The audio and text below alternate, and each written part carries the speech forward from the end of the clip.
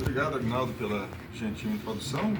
Obrigado também pelo convite e parabéns pela organização do evento. Também parabéns pela nova posição dentro da carreira acadêmica do professor titular.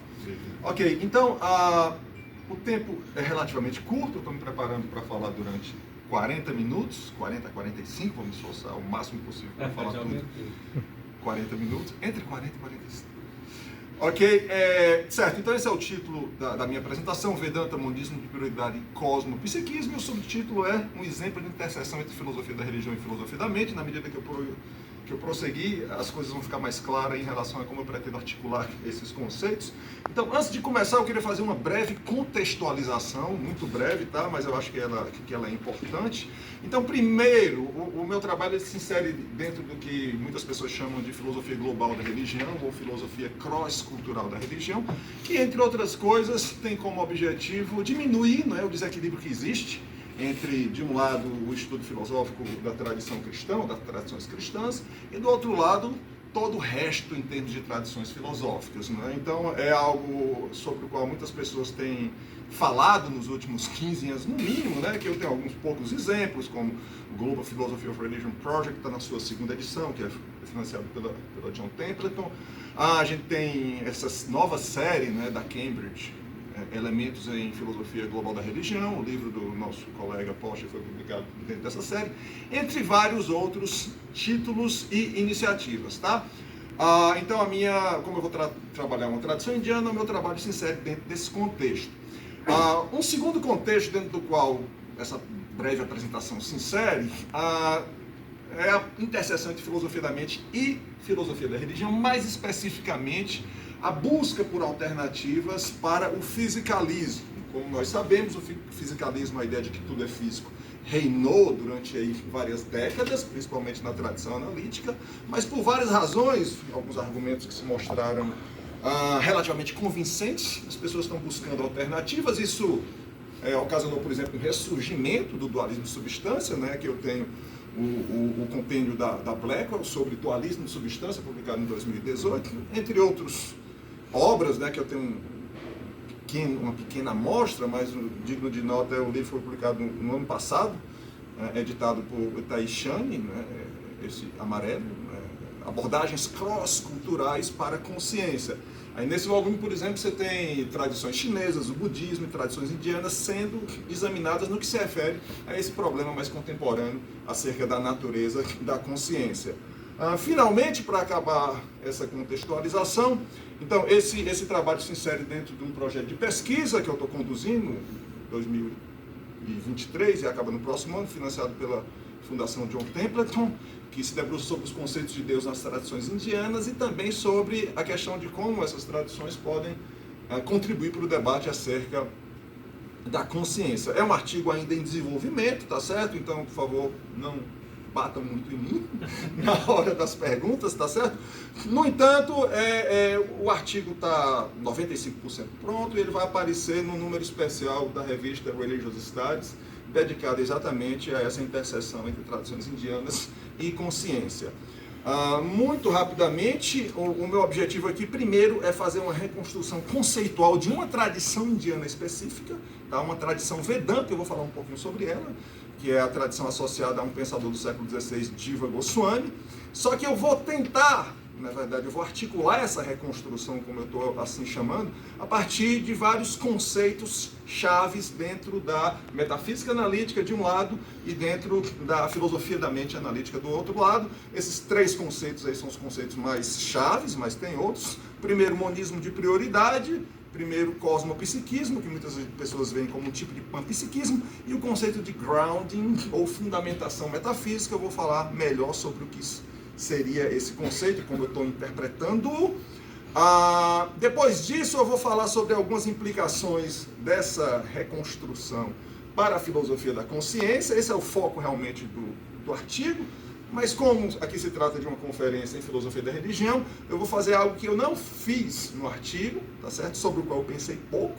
Quais seriam as implicações dessa abordagem para a filosofia da religião? Então, essa última parte é bem recente, é bem fresca no que se refere ao meu se debruçar sobre ela.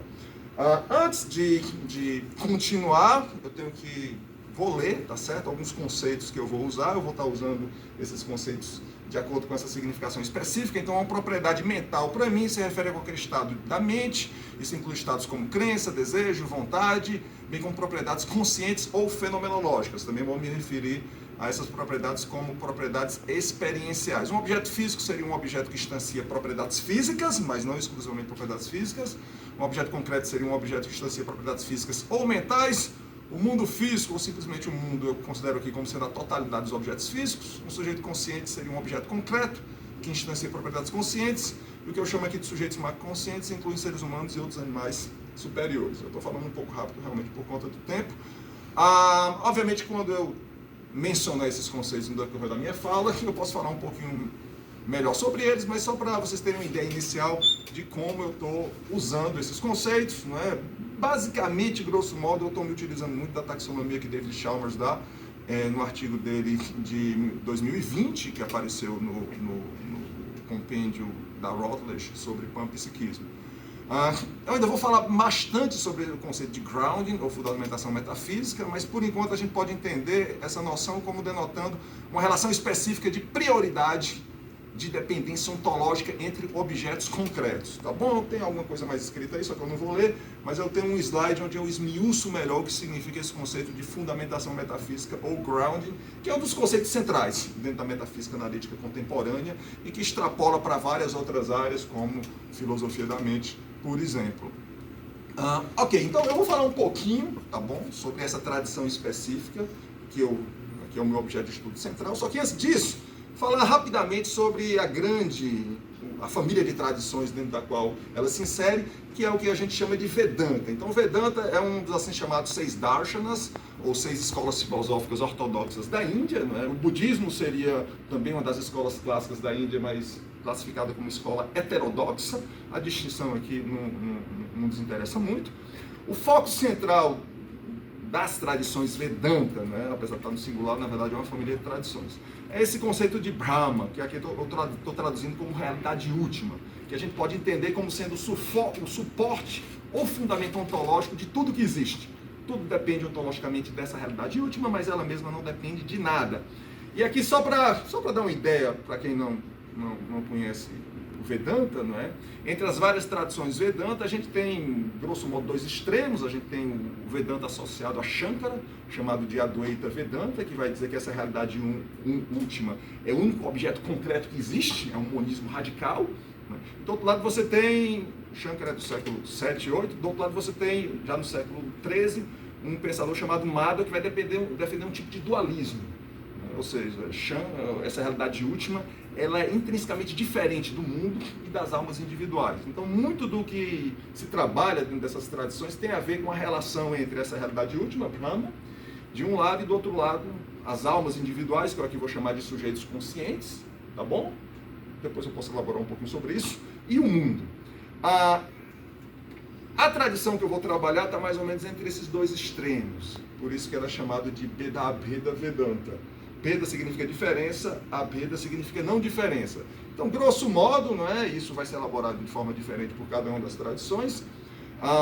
Essa família de tradições, Bheda vai defender que a realidade última, Brahma, também esse conceito é referenciado por outros nomes, como Atma ou como Tattva, por isso que eu vou preferir essa tradução específica, realidade última, não é a única possível, talvez não seja a melhor, mas eu vou traduzir o conceito de Brahma como realidade última. Então as tradições Bheda Vedanta vão dizer que essa realidade última, ela é tanto diferente quanto não diferente do mundo e dos sujeitos conscientes ou almas individuais.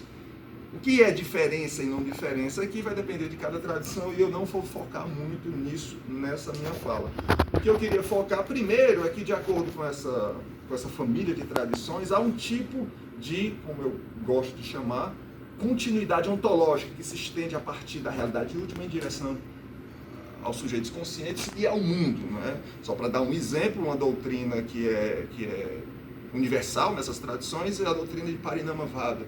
Parinama significa transformação.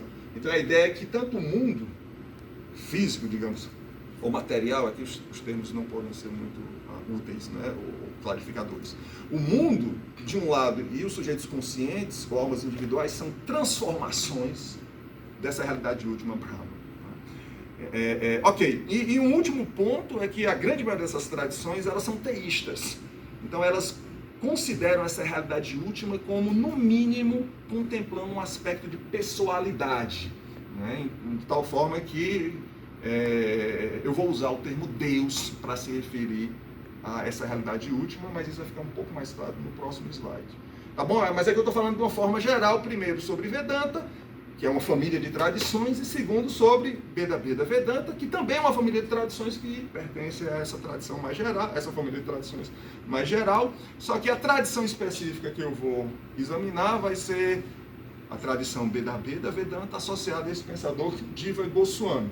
Então, assim, para dar uma ideia para vocês, eu não vou poder me debruçar muito sobre isso por conta do tempo, né? Mas para dar uma ideia mínima para vocês de quais são os elementos centrais da teologia ou ontologia, né? Desse pensador. Então, a Jiva, ele parte de um texto, tá certo? De um tipo específico, né? De escritos indianos, que são os Puranas, mais especificamente um Purana específico, que é o Bhagavad Purana, que diz o seguinte: os conhecedores da realidade última falam dessa realidade, que ele chama Tattva, como sendo consciência não dual, Jnana Advayam, que é referido como Brahma, Paramatma e Bhagavan.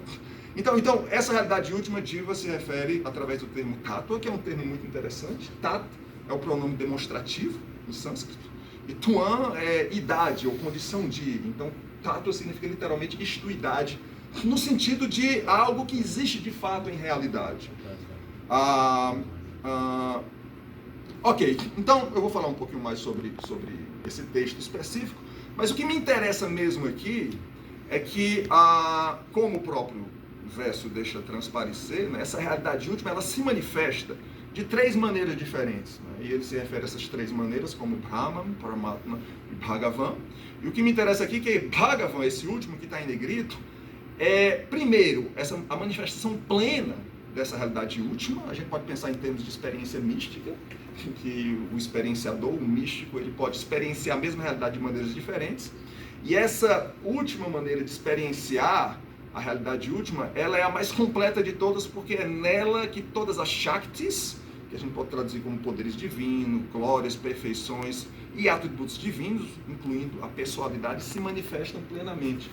Então esse Bhagavan é o aspecto pessoal dessa realidade última. O famoso texto em hindu ou indiano, a Bhagavad Gita, né, significa basicamente a canção Gita de Bhagavan. Então, Bhagavan a gente pode traduzir como, uma tradução bem literal, o possuidor de todas as excelências, né? É muito semelhante à definição que o próprio Descartes dá ao conceito de Deus. Então em Jiva, em vários outros pensadores dessa tradição, a realidade última é, em última instância, pessoal. Então, deixando um pouco de lado todos os problemas relacionados com a palavra Deus, eu vou usar essa palavra, tá certo? E o segundo ponto que aparece nessa citação, que é muito importante para mim, é que aqui, essa realidade última, ela é identificada como sendo uma consciência não dual.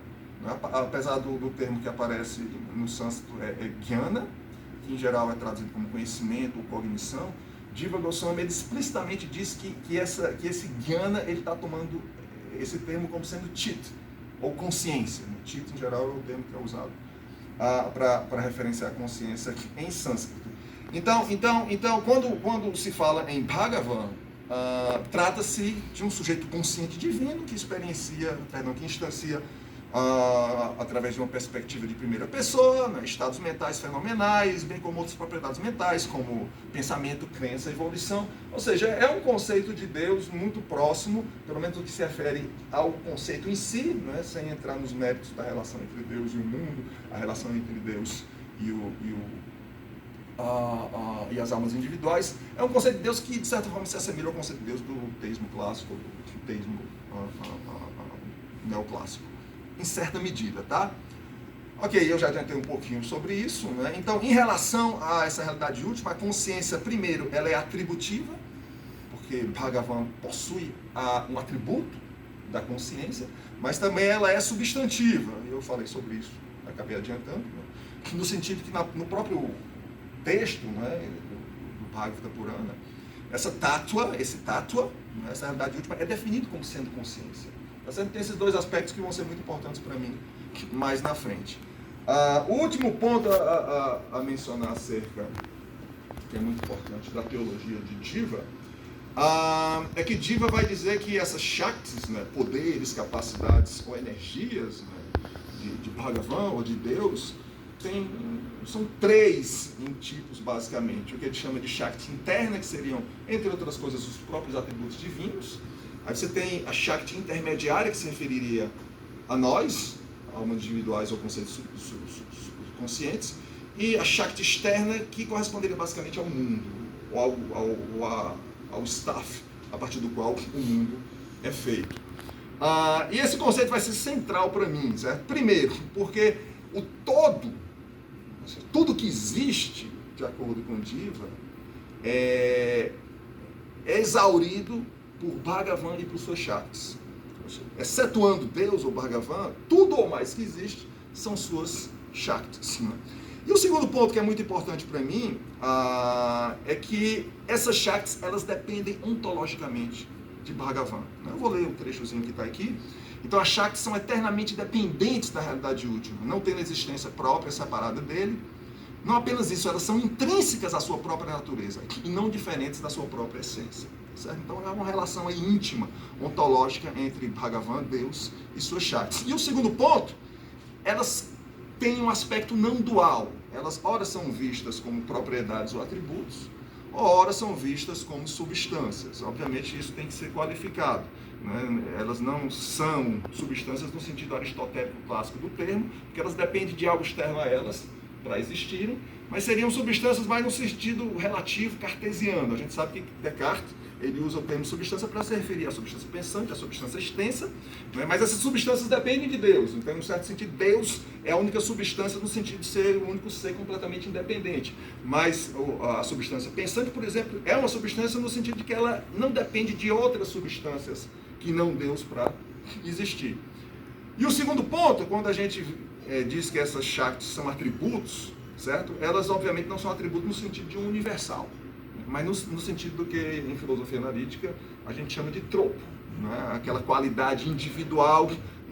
Se você tem uma laranja amarela, ao invés de dizer que essa laranja instancia um universal, uma propriedade universal que eu chamo de amarela, eu digo que essa laranja instancia uma amarelidão que é peculiar, exclusiva a ela, né? Diferente da amarelidão de outras laranjas ou outros objetos. Ok, um ponto importante, eu vou voltar a falar sobre esse ponto mais na frente, né? Então, os sujeitos conscientes e o próprio mundo são propriedades de Deus nesse sentido, no sentido do tropo. E é importante que nesse sentido elas são fundamentadas em Deus, num sentido que eu vou clarificar mais na frente. Elas não são nada, e eu vou usar a expressão em inglês, tá? Mais na frente eu vou dar algumas opções de tradução em português, eu não estou satisfeito com nenhuma, por isso que eu vou continuar usando a expressão em inglês, no sentido de que essas tropos não são nada over and above Deus. Tá bom? Então eu peço perdão, eu vou usar essa expressão em inglês, over and above, e eu vou justificar isso mais na frente. Ok, então agora eu vou falar um pouquinho sobre os meus dois conceitos principais, em termos da reconstrução que eu vou tentar fazer. Eu não vou detalhar muito, tá certo? Eu vou assumir que vocês têm algum conhecimento prévio, mas não vou detalhar, não é por má vontade não, é por conta do relógio aqui que está na minha frente, certo? Então o primeiro conceito central é o conceito de monismo de prioridade. Existem vários tipos de monismo, né? Por exemplo, no verbete de Jonathan Schaffer, na enciclopédia de filosofia da Stanford, ele coloca basicamente 3 tipos de monismo principal: monismo de existência, monismo de substância e monismo de prioridade. Eu vou focar nesse último. Então, no monismo de prioridade, na sua versão, digamos, completa, o cosmos, e aqui eu estou usando a própria definição de Jonathan Schaffer, o cosmos visto como a totalidade da realidade, ou objeto concreto, máximo, atual, do qual todos os objetos concretos atuais são partes, esse cosmos é o único objeto fundamental, do qual todas as suas partes estão metafisicamente, fundamentadas, ou são grounded, ok? E aqui a gente tem uma distinção importante, né, entre o que a gente chama de metafísica Lego, né, a ideia que o todo depende das partes, né, como no joguinho, no Lego. A ideia do modismo de prioridade assume exatamente o oposto, que é chamada da prioridade do todo. Aqui defende-se que o todo, ele é prioritário do ponto de vista ontológico às partes. Então é o contrário, são as partes que dependem do todo. Então, é algo inicialmente contraintuitivo, defensores do modismo de prioridade vão dar vários argumentos a favor dessa ideia. Eu tenho esse quadrozinho aí, eu não vou ler por questões de tempo, mas eu vou dar um exemplo um pouquinho mais na frente que tenta fazer algum sentido dessa ideia, tá? Agora, antes disso, o segundo conceito central na minha reconstrução é o conceito de cosmopsiquismo de prioridade. Então, cosmopsiquismo pode ser definido de uma forma geral como a tese que o cosmos instancia propriedades conscientes, ou propriedades mentais, se a ideia é definida de uma forma mais geral. Definido dessa forma seria um tipo de idealismo, não é? Definido como a tese de que o cosmos é fundamentalmente mental. Nesse artigo que eu mencionei, David Chalmers, ele dá uma taxonomia bem interessante entre tipos de idealismo e tipos de cosmopsiquismo e também tipos de panpsiquismo, e ele faz essa classificação. Então, o que me interessa em particular é um tipo específico de cosmopsiquismo chamado cosmopsiquismo de prioridade, que seria basicamente a junção dessas duas teses. O cosmopsiquismo, conforme definido, mais o monismo de prioridade, conforme definido aqui. Então, cosmopsiquismo de prioridade seria a tese de que o cosmos possui uma forma de consciência que fundamenta metafisicamente não apenas a consciência dos seres humanos e outros animais, mas tudo mais o que existe. Então a consciência, primeiro, ela seria fundamental, ela suportaria ontologicamente tudo que existe, inclusive a consciência enquanto propriedade suportaria ontologicamente propriedades físicas, mas também suporta ontologicamente a consciência dos macro seres conscientes como nós e outros animais.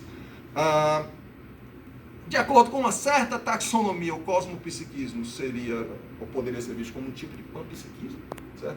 Eu vou pular isso por conta do tempo, né? Que eu teria um diagramazinho que explica a diferença entre cosmopsiquismo e a versão micro do panpsiquismo, que é chamada de micropsiquismo. Grosso modo, de forma bem rápida, enquanto no cosmopsiquismo o cosmos, a consciência cósmica, é o que é fundamental, no micropsiquismo a consciência de entidades micro, seja quarks ou o que quer que seja, essas entidades primeiro possuiriam algum tipo de consciência, seja uma pseudo-consciência ou uma quase-consciência, e essas entidades micro, a consciência dessas entidades micro, fundamentaria a consciência instanciada em seres humanos e outros animais. Obviamente o micropsiquismo faz uso do que eu chamei anteriormente de metafísica leve. Isso é um artigo subatômico que você está falando. Então, seja o que for, as partículas últimas que compõem a realidade. Seja o que for, na verdade essa ideia... Então, aí eu vou falar um pouquinho sobre o monismo russeliano, né? Porque Russell, ele dá uma ideia muito interessante que é chamada de monismo russeliano. Bom, eu vou falar sobre isso daqui a pouco. Não, tranquilo. Aí você desconta assim. Brincadeira. Ok. Então, dito isso, agora eu vou para a parte central, né, da minha reconstrução. Então eu vou defender, eu não vou entrar muito nesse slide, mas basicamente eu vou defender que essa teologia, ou essa ontologia de Jiva Goswami, pode ser classificada como um tipo de cosmopsiquismo. Então, primeiro, se a gente redefine a definição de parthood, né, proper parthood, ou relação de parte própria, conforme a gente encontra no modismo de prioridade, é que eu estou realmente focando na versão de Jonathan Schaffer, que é o principal defensor do modismo de prioridade hoje, a gente pode redefinir, eu não vou ler o slide, tá? A gente pode redefinir tanto o conceito de parte como o conceito de cosmos, de tal forma que conforme a gente evidencia, né, textualmente, tanto diretamente em relação à literatura secundária de Jiva Goswami, tanto os seres conscientes ou almas quanto o cosmos, o mundo físico, podem ser vistos como partes dessa realidade última. Tanto que nesses textos em sânscrito a gente encontra a palavra amsha, que significa parte basicamente. Inclusive num texto bem antigo que fundamenta todas essas tradições, que é o Vedanta Sutra, né, que diz que os sujeitos conscientes ou almas são amsha de Brahma ou dessa realidade última. E também que essa realidade última é tudo que existe. Ela contempla toda a realidade, então ela se encaixa no que eu estou chamando aqui de cosmos. Obviamente que eu justifico no artigo de maneira mais formal, digamos assim, e está aí nesse slide, só que eu não vou entrar muito em detalhes. Então, a ideia é que o todo da realidade seria essa realidade última, ou esse tattva, e que as suas shaktis, o que inclui nós, almas ou sujeitos conscientes, e também o mundo físico e os objetos físicos, são suas shakti ou suas partes. Agora, para entender bem o que significa isso, a gente tem que entender o conceito de grounding, ou fundamentação metafísica. Porque a ideia é que a nossa própria existência é metafisicamente fundamentada em Deus. Não só isso, as nossas propriedades mentais também são fundamentadas nas propriedades mentais de Deus, e aqui vocês já devem estar vendo alguma semelhança com vários tipos de idealismo encontrados no Ocidente. Eu vou só comentar, mencionar, esse não é o meu objetivo, eu não estou tentando fazer filosofia comparada, pelo menos não nesse momento, né? O meu objetivo central é, primeiro, tentar reconstruir essa tradição usando esse vocabulário ao qual já me referi, e segundo, ver as implicações, né, para alguns problemas dentro da filosofia da consciência. Esse meu primeiro objetivo é o maior, é o que ocupa a maior parte do artigo, né? E um bônus, né, um bônus bem fresco, como eu falei na introdução, é ver quais são as implicações para a filosofia da religião. Então, eu estou falando isso porque eu sei que há semelhanças entre algumas ideias tradicionais, né, propostas na filosofia ocidental, vamos chamar assim, como também a conexão com outras tradições indianas, né, como outro tipo de Vedanta, como uma outra tradição que é o Shaktismo e o Shaivismo, né, há uma conexão muito estreita com o Shaivismo não dualista, o Shaivismo de Caxemira. Então, só estou mencionando isso, eu sei, eu estou ciente dessas conexões, só que eu não vou aprofundar sobre elas e provavelmente eu não vou poder responder com propriedade perguntas dentro dessa temática. Ok, feito essa clarificação, no meu relógio aqui eu tenho 12 minutos, é pouco tempo.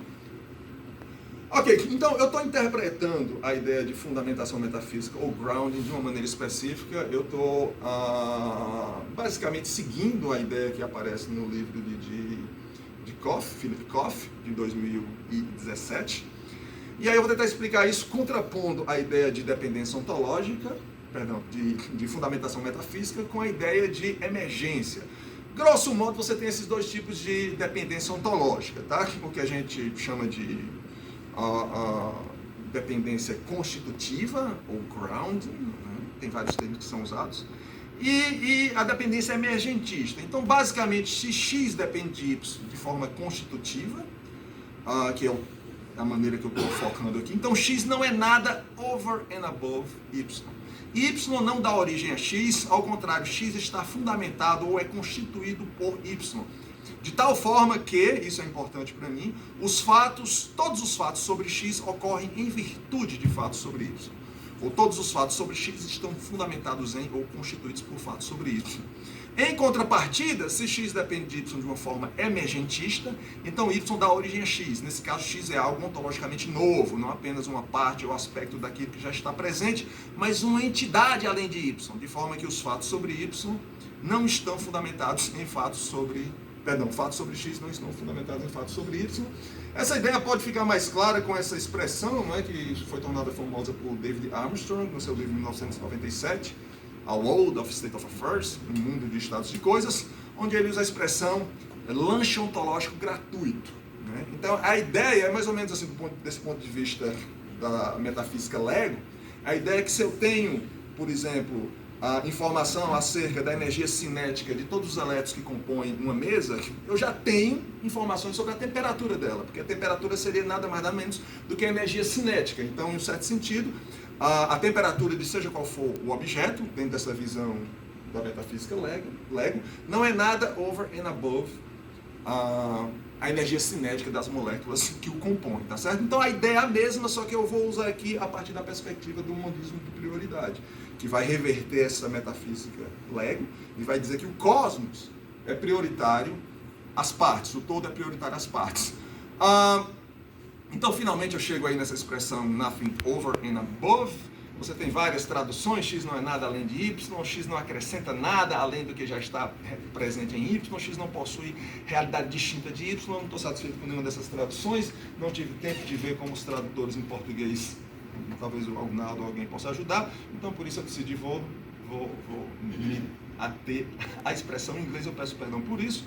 Aqui tem um exemplozinho que tenta ilustrar essa ideia, como eu já tenho o exemplo dos elétrons, energia cinética, etc., eu vou omitir isso.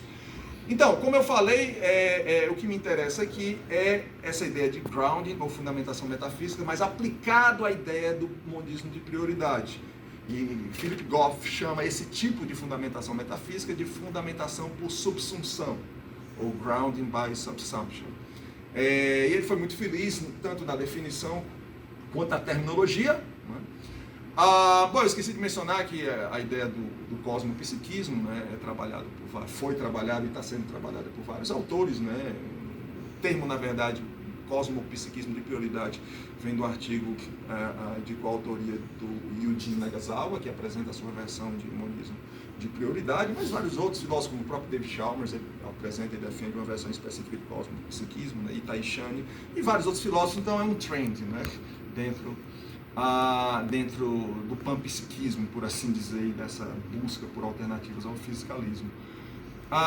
Então a ideia básica é que eu vou dar um exemplo, e esse exemplo acho que ele vai esclarecer mais em relação à ideia de grounding aplicada ao modismo de prioridade. Então imagine a sua experiência consciente em um determinado momento, tá certo? Essa experiência consciente, ela vai conter aspectos visuais, aspectos emotivos, aspectos táteis, você vai sentir, digamos, a sua coxa encostada no assento, não é? Auditivos e assim por diante, visuais e assim por diante. Mas a gente pode defender que todos esses aspectos, na verdade, eles dependem ontologicamente do todo, que é a sua experiência consciente naquele determinado momento.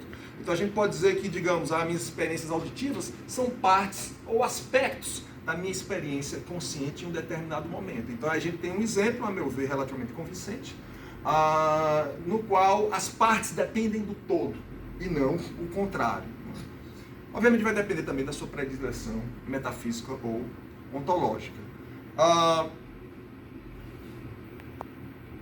Ok, então eu vou defender nessa reconstrução que a teologia ou ontologia de Diva se adequa a isso. Ela pode ser interpretada de acordo com essa ideia específica, essa noção específica de grounding ou fundamentação metafísica. Então, principalmente a ideia que as Shaktis de Deus, que nos incluem, e o mundo também, são eternamente dependentes dele, não têm existência própria separada dele, e elas são, isso é uma tradução de um trecho do próprio Diva, tá?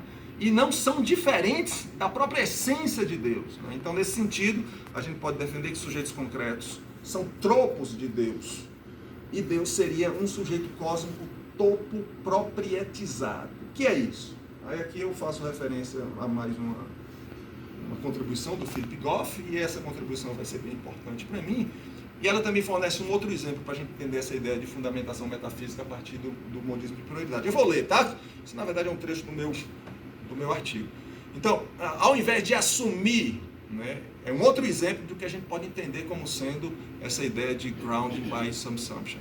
Então, ao invés de assumir que no nível fundamental existem objetos e propriedades, de alguma forma colados um com o outro, nós podemos seguir a ideia básica de Dave Armstrong, e ao invés defender que o que nós encontramos de fato são objetos possuindo propriedades, também conhecidos como estados de coisas. Então, o estado de coisas de uma bola sendo azul é uma unidade mais fundamental do que tanto a bola quanto, não azul, vermelho. É uma unidade mais fundamental tanto que a bola, ela mesma, como a vermelhidão. Né? Tanto a bola quanto a sua vermelhidão existem como aspectos desse todo mais fundamental que seria o estado de coisas. Isso é, grosso modo, o que Armstrong defende, mas aí o Goff, ele faz um adendo que é muito importante para a minha reconstrução. Uma modificação, na verdade, de Armstrong. Ele diz o seguinte: ao invés de pensar a visão em termos de estados de coisas, eu prefiro construí-la em termos de objetos proprietizados. Né? De acordo com essa visão, ao invés de criar um estado de coisas de um elétron tendo uma carga negativa, Deus criou um objeto específico que estava negativamente carregado, um elétron negativamente carregado, uma unidade fundamental a qual essa carga negativa específica está subsumida.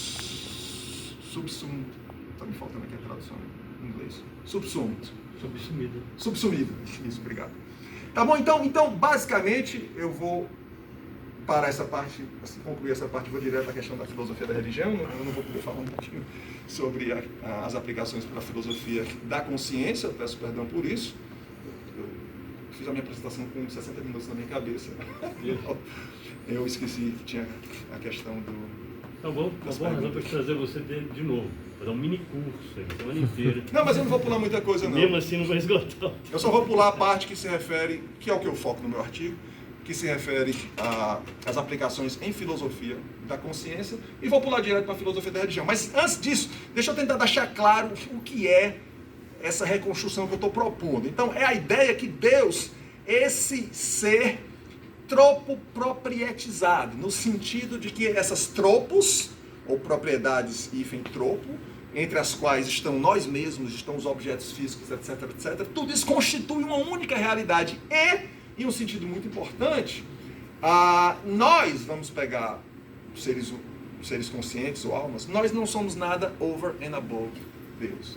Isso tem uma implicação muito, muito forte, que os nossos próprios estados mentais não são nada over and above os estados mentais de Deus. Né?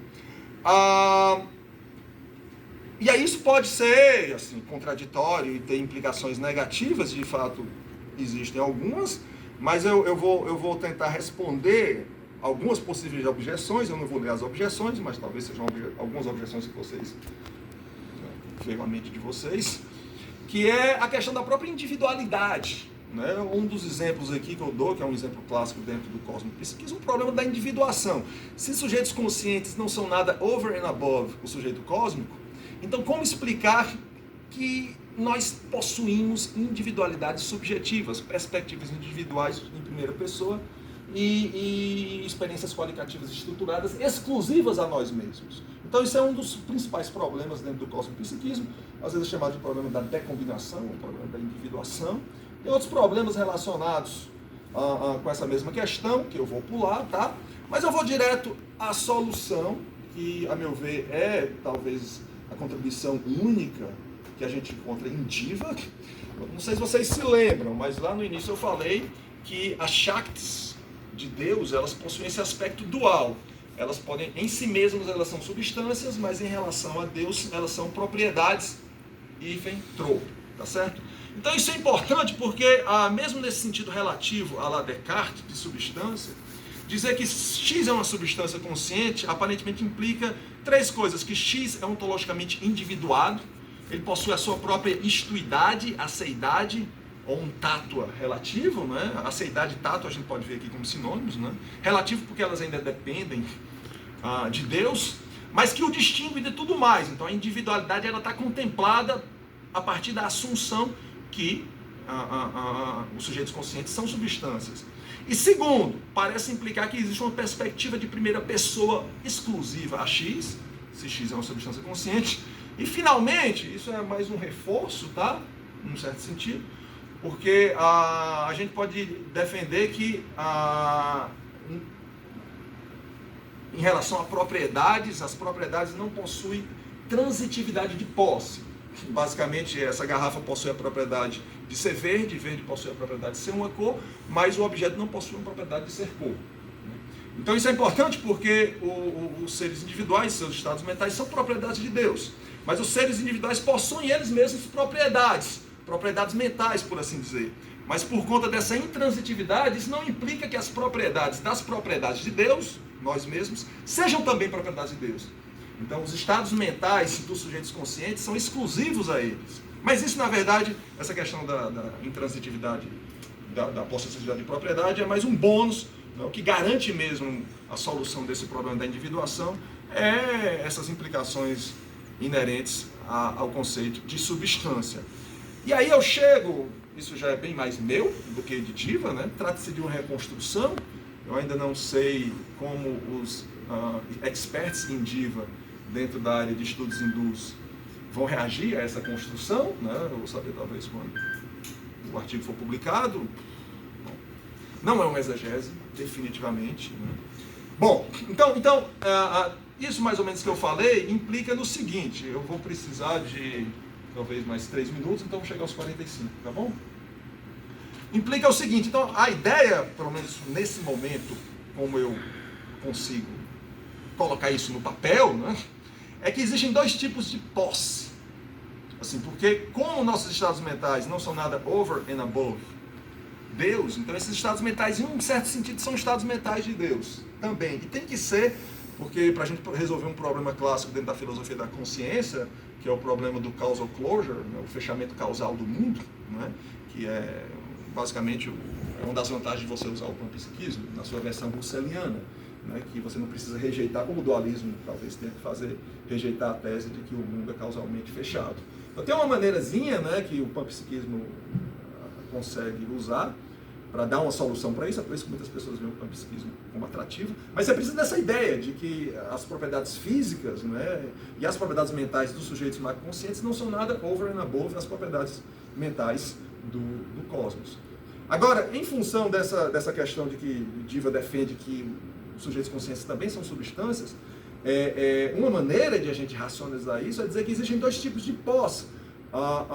Deus possui nossos estados mentais, mas a posse que ele tem é uma posse em terceira pessoa. Por mais contraintuitivo que isso possa parecer, eu ainda tenho que elaborar melhor essa ideia, mas a ideia é que nossos estados mentais são estados mentais de Deus, mas apenas nós temos acesso em primeira pessoa a esses estados mentais, e Deus só tem esse acesso a esses estados mentais em terceira pessoa, né? Então eu teria mais para falar, mas eu já falei demais, e aí eu pulo para algumas possíveis implicações, né, em filosofia da religião. Vou ter que ser breve, e mais uma vez, tudo é muito verde, eu pensei sobre isso enquanto eu estava preparando a apresentação, tá certo? Então, cadê o professor? Inclusive, dei meu PDF para o ChatGPT e disse quais são as implicações que você acha para a filosofia da religião desse artigo, né? E isso me ajudou de fato, eu refinei, obviamente. Então, primeiro, uma coisa que eu esqueci de dizer, esse modelo de Deus que eu estou apresentando é um tipo de panenteísmo, tá certo? É um tipo de panenteísmo, como várias outras filosofias ou visões de mundo, né? O termo adequado aqui está me escapando, vindas da Índia são classificadas como panenteísmo. Por exemplo, algumas pessoas vão dizer que o Adwaita de Shankara pode ser visto como um panenteísmo. Definitivamente o Vishishta Adwaita de Ramanujan, um filósofo do século XI muito conhecido, também é um tipo de panenteísmo. Então aqui a gente tem um panenteísmo no seguinte sentido, que você tem contemplado tanto a imanência quanto a transcendência, não é? Porque Deus ele é o todo, né? Então tem a definição clássica do panenteísmo. O mundo está em Deus, mas Deus é mais do que o mundo. Então, o próprio mundo físico é uma Shakti, ou uma parte de Deus. Então, o mundo está em um sentido muito importante em Deus, no mínimo no sentido de depender ontologicamente, mas no sentido mais forte de estar fundamentado metafisicamente em Deus, só que Deus é mais do que o mundo. E aí você tem consequências, né, em relação a todo esse debate dentro do teísmo clássico versus panteísmo, enquanto um enfatiza sobremaneira a imanência, o outro enfatiza sobremaneira a transcendência. Então o panenteísmo é visto como um meio termo. Se ele é bem sucedido ou não, isso é outra coisa, porque dentro da literatura do panenteísmo tem todo um debate acerca, mesmo se você pode fornecer uma definição satisfatória do que é panenteísmo, né, todo um debate, mas aí pelo menos instâncias específicas de visões panenteístas você pode aí esmiuçar se elas são problemáticas, dignas de atenção ou não, etc, etc. Então, aí, resumindo essa implicação em termos da relação Deus-mundo, né, dentro desse modelo que eu estou apresentando, o mundo não seria criado ex nihilo por Deus, mas seria uma parte, um aspecto, ou uma Shakti divina de Deus, não sendo nada over and above ele. Obviamente que existem implicações, pelo menos objeções vão poder ser levantadas, né? E eu ainda tenho que pensar, na verdade, isso é, como eu falei, um work in progress. O meu objetivo agora é ver a questão das implicações dentro da filosofia da consciência, depois eu pulo para a filosofia da religião, então isso daqui é algumas ruminações, né? Também tem uma implicação, né? Isso muitos defensores do panenteísmo vão dizer que é uma das principais vantagens do panenteísmo, que você não precisa rejeitar a ideia de que o mundo é causalmente fechado, né? E aí foi essa versão russeliana que eu pulei, né? desse modelo, né? Depois, se tiver tempo e alguém estiver interessado, eu posso voltar ao slide e falar, né? E mencionar um pouquinho, mas esse modelo de Deus específico é suscetível a ser adaptado de acordo com o que a gente chama de monismo russeliano. Basicamente, de forma bem rápida, Russell, no livro A Natureza da Matéria, eu esqueci o nome do livro, de 1927, esqueci o nome específico do livro. Ele vai dar uma sugestão, nada mais do que uma sugestão. Ele vai sugerir que a física ela só se debruça sobre os aspectos disposicionais da matéria, os aspectos causais, e a física não responde acerca da natureza intrínseca da matéria. Não é? Tanto que o que é massa? Você vai caracterizar massa, por exemplo, em termos de disposição, como é que aquele objeto que tem massa X se comporta em determinadas situações. Aí Russell vai dar a sugestão de que esse aspecto intrínseco da matéria seria mental ou proto-mental. E aí ele abre, aí tem várias versões de monismo russeliano, alguns são chamados de dual aspectismo, seja como for, e você tem um panpsiquismo, à la Russell, e você tem um cosmopsiquismo, à la Russell. Então esse modelo que eu estou apresentando pode ser modificado facilmente para se constituir em uma versão russeliana, que seria, no mínimo, compatível com a ideia de que o mundo é causalmente fechado, você não teria algo vindo do externo. Isso é um problema, por exemplo, do teísmo clássico, para explicar, por exemplo, a questão dos milagres. Não é? Como é que Deus ele intervém no mundo, porque do ponto de vista físico, você tem energia, não é? Entrando, ele vai, assim, no mundo, isso não violaria apenas a ideia do fechamento causal, mas as leis que são os principais suportes, que são as leis de conservação da energia, da matéria e assim por diante. E finalmente é uma implicação, tá? Não sei se é uma implicação bem-vinda ou não. Você tem implicação em relação a alguns atributos divinos, como a onisciência. Então o cosmos divino, ele inclui todas as perspectivas conscientes. Deus conhece o mundo a partir de dentro, em especial ele possui os estados mentais de todos os sujeitos conscientes em terceira pessoa. Onipresença, ela é garantida ontologicamente, porque tudo é constituído por Deus. E você tem aí uma versão específica da simplicidade divina, não é? Porque é um tipo de monismo. Então, o todo é a pessoa divina. Não é? A simplicidade, no sentido estrito, ela é violada, porque o todo aí vai ter partes. Não é? Mas, em um certo sentido, você tem alguma noção de simplicidade. E as obras que eu mencionei, não é a bibliografia do texto. Obrigado pela atenção. Desculpem aí se eu tive que pular e falar rápido demais. Eu tenho esse problema quando eu faço a apresentação. Muito obrigado, professor Ricardo.